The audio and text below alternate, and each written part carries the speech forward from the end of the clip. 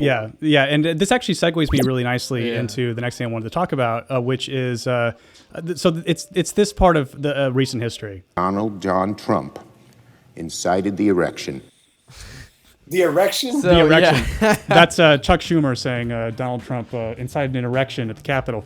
Do you believe what happened at the Capitol was an attempted coup or an insurrection? To a handful of people that were there, literally a handful, yeah. Everybody else was LARPing. Like, right. 99% of the people there were morons just going like, oh, what do we do now? I don't know. Right. Let's go in here. And they just went in there like they're idiots. Exactly. So like we're of the opinion. So like, I mean, again, the word insurrection is a very has a wide berth in terms of a word, right? And by the way, I would support an insurrection at this point with that That's shitty exactly. Well, what do I give? It's just a matter of the reason they had for doing it was really dumb. Right, and that's kind of the thing that I want to get into. But at the same time, it's like, so, you know, what I've found so odd since January 6th is the nearly universal language of how this is talked about by the entire cathedral. The media, politicians, left, right, everybody. They all have to say the exact same things about what this was, and then they need to just care so much about these 5 people that died. And like Steve, I've heard about more people. By the way, I think 4 of them died afterwards. Suicide, and then 3 heart attacks. I think were like attacks, while it was going on, and it's like, so I've heard of more people dying at a trampling at a state fair. So like, I'm not impressed with these 5 deaths in a single car accident. Right. Yeah. And so, but they are acting because finally their lives may have been threatened, right? And so there's a clip of us talking when we first interviewed you that I would like to play for you, if that's all right. Okay. That's not even good. It fits. It's good. It fits. Yeah. Oh my God, we look so different. I know. Donald John Trump. Not that one. Different vocabulary, and then watching a different network. And I really do think somebody like you could get all the disaffected people that are going to inevitably get fucked by this to start to like realize they're all on the same team as the elite Democrats and Republicans are too, to take up arms for a cause. Because I got to tell you, Steve, like I love your message, and I think that somebody like you needs to have a voice in politics, but I don't really see us moving forward with any of this without violence. I would like to believe that that's not the case yet. Okay. I mean, I am trying, like, that's what I'm doing. I'm trying to do this the right way, the way that doesn't have a bunch of people end up getting their heads chopped off. Yeah.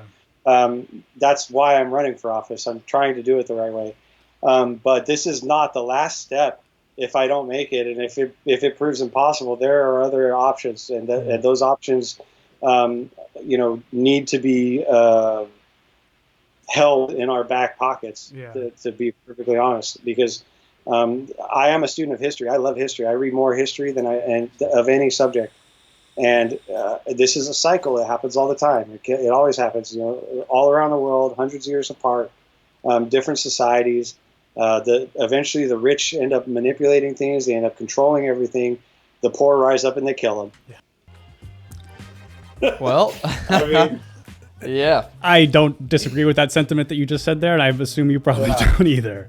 No, of course not. No, I mean, it's accurate, and that's crazy. And a lot of the people are going to say, well, the people that stormed the Capitol, most of them weren't poor; they were business owners. They keep trying to do that, but I'm like, yeah. But the thing is COVID had killed off all those small business owners' businesses. Probably most of them lost shit tons of money, and they're being propagandized by this QAnon shit and everything else, and so they believe that they are looking down the barrel at at what QAnon says, which is horse shit. But the bottom line is if our government did its goddamn job, if the people that were in office for the last at least 40 years were actually doing their job by representing the actual people of this country and not big business alone and not special interest groups and that stuff, but actually us, and did what was in our best interest, none of that other shit would be happening. There wouldn't be unrest. There wouldn't be, people would be doing great. There'd be we have everything we need to have a wonderful society in the United States. The only thing we don't have is leaders who'll make it happen. Right. And I think that like what struck us about the messaging surrounding January 6th was that there was, and even what happened over the summer, right? So like, obviously one cause had merit, the other one didn't, blah, blah, blah. We all know this, right? So like, but we have to, that's the annoying part too. We have to give all these caveats to like, to be, blah, blah, blah. We know. So, but the thing is like so much of that's, Sean and I went to the one in right after like one of the biggest protests that happened in Long Beach, which like, was the biggest one kind of in California that kind of popped off, right? We're looking around and we're like, okay, about 60% of the people here care about George Floyd and racial justice. About 40% are here to fucking start some shit. Yeah. And it's not even a judgment, like really on what they were doing there. It was that after this whole summer of, oh look, those are black people over there. They're here for causing trouble. That was you, right? Yeah, that was exactly. I was focusing my camera Video on footage. Everybody that was black. No, but the ones that were like really starting shit were mostly white actually. And somebody almost fucking killed me for filming him looting a Jersey Mike's. A white dude, of course. Like was about to fucking kill me over that, which is a Jersey Mike's. Like, what are you gonna get? Like a fucking sandwich knife? Was he wearing a mask? Yes, yeah. He was. Then what does he care? I don't know. I don't know. He felt this moment of power. It's the best time to have a pandemic when everybody has to wear a mask, and then you can be at these protests and do all kinds of stupid, crazy shit, and nobody knows who you are. Exactly. That's the other funny thing about these Trump idiots, though, is that they believe this QAnon stuff. So most of them wouldn't wear masks, so they're getting so caught. stupid. I know, and like that was the part of it. But it's like what is so interesting to me is like some of the protests, or quite a bit of the protesting that happened over the summer had a lot of merit, but then there was a lot of chaos that was happening. Mostly that was like affecting small business owners, like people, like normal people that like, burning down the police station. Great. I was like, right on. That's awesome. Do that. But like, attacking, federal buildings. Great. Do that. But when it was like starting to bleed over into fucking over small business owners, I was like, okay, like this is the chaos. And then even storming the Capitol with these idiots who believe this religion of QAnon. But there's like no national conversation. I think it's by design from our cathedral to say like, why are these people so miserable? Why would they? No, it's just condemnation, right? Because they're and that's what there's like an inherent. It's like racism, except it's not based on race, but this inherent belief that like people who are different from you, the tribalism, people who are different than you aren't really whole people, like that they're. And it's such bullshit. I told Sean about this, and I think that he kind of feels the same way. It's like the more that people are insisting that you call this an insurrection, the more people are telling you to do this, it makes me kind of go, well, why? And then like I deeply grew up in punk rock music and the punk rock ethos, and the more that people demand that I do something, I ain't doing it. Mm-mm. And so like and again, like you were talking about, Nazi like punks, fuck you. Exactly, and like these are this is the ethos that I have grown up in, and I know you have as well. And it's like, and so there is like an interesting thing when people are demanding something of another person. It's like, well, you're not a liberal or a leftist or whatever anymore. You're an authoritarian. I mean, that's what you are. Like if you demand that people, you think that it is a better way for them to live their lives. Like despite the fact, it's so uncomfortable for you that somebody else is different from you, right? And has different thoughts and beliefs and the way that they live, that you have to actually try to make them like you. I mean, that's some Nazi shit, for sure. Really. Well, they're asking you to. Maybe you wouldn't hurt anybody. Maybe you wouldn't hurt anybody to get it done, but it's still the Nazi way of looking at shit. For sure. They're asking you to live their perceived reality, but I want to bring this back again into let's go to the insurrection. So because I want to talk about this goddamn insurrection. Right. Exactly. So I have a two-part question. The first being, when did it become this way that being a good liberal means that you can't, that you don't see the merit in making somebody like Nancy Pelosi or Mitch McConnell terrified for their lives? Why did we lose that as soon as the insurrection happened?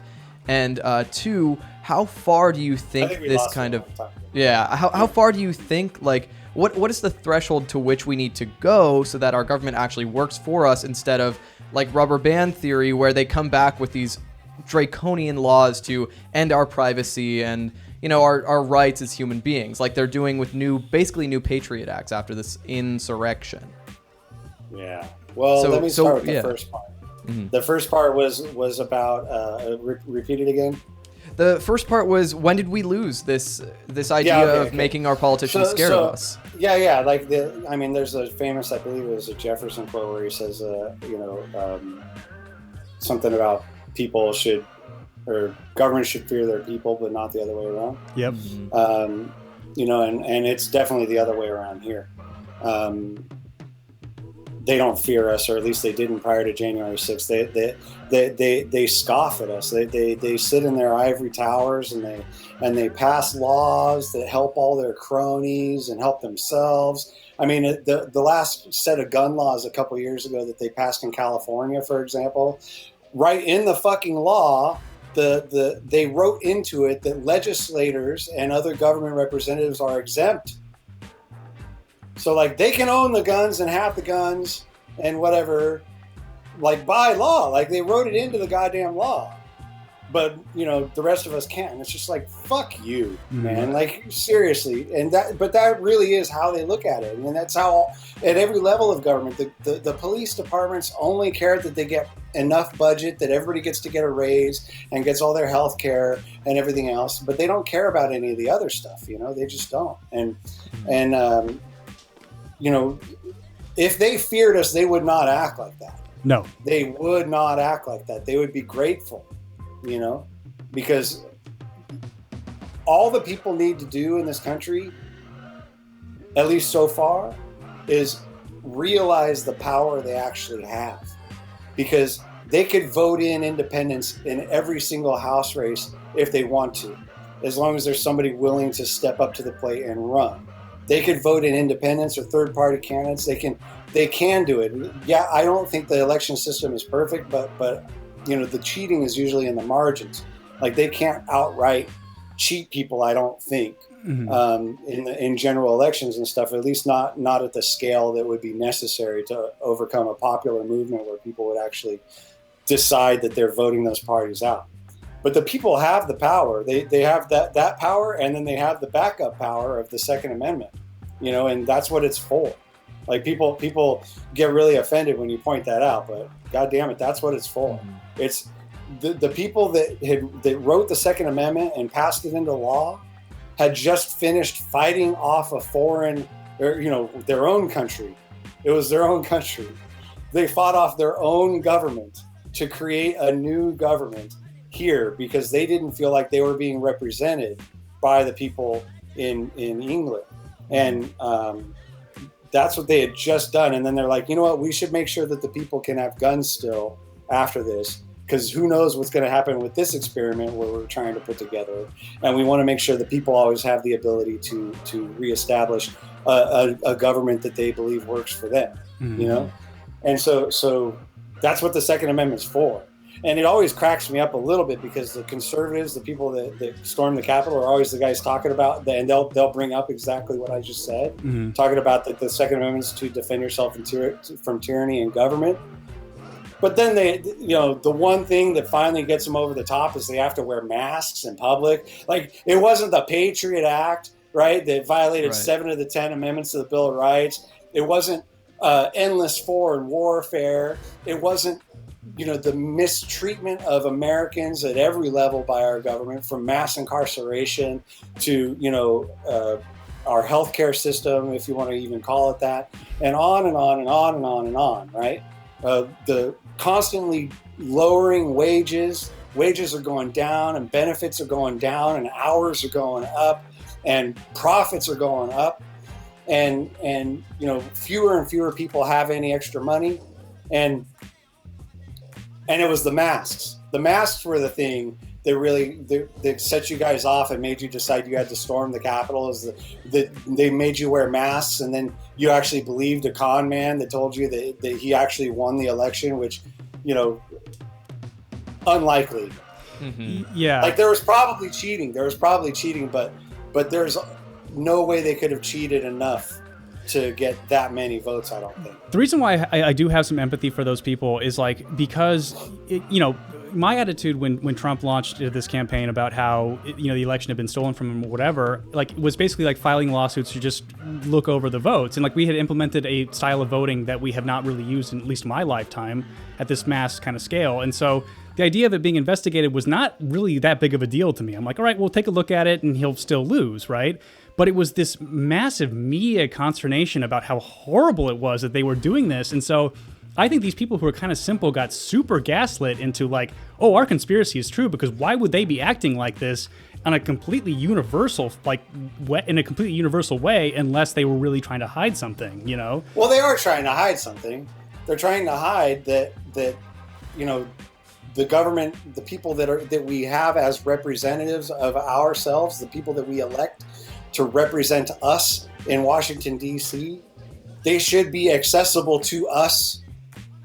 We should be able to go to the Capitol and just walk in, because it's our fucking Capitol. Right. It's where our representatives do work. We should be able to just walk goddamn in and watch them work like a zoo. Right. I want plexiglass doors on every office in the Capitol. Every House elected, you know, anybody who's elected into office, Senate, House, whatever. I want all of their offices to be plexiglass, so you can see what's going on inside. You know, and you should be able to just walk down the hallways with a little map you get like you're at the San Diego Zoo, and be like, oh, this is AOC's office. Let's see what she's doing. Fucking nothing.